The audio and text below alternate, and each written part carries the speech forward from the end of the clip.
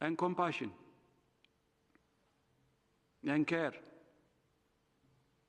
and big heart for those who are suffering and for the families who have lost their loved ones.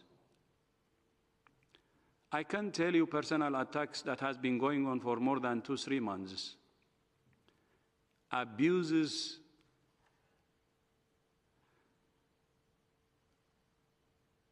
or racist comments, giving me names, black or Negro. I'm proud of being black or proud of being Negro, because that Negro is black, black is black, and I'm proud. I don't care, to be honest. And thank you for asking that question. Maybe for the first time I would make this public. Even death threat, I don't give a damn, because it's personally targeted to me. 3 months in the same situation. What makes me sad is, I said it last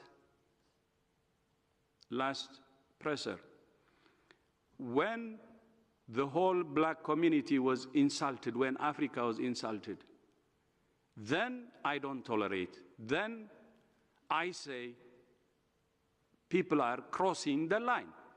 When it's personal, even death threats, I didn't care. I didn't even respond. When, as community, people start to insult us, that's enough. That's enough. We cannot tolerate that.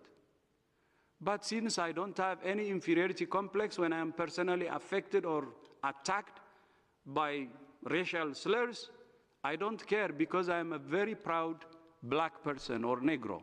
I don't care being called even Negro. I am. That's what came from some quarters. And if you want me to be specific,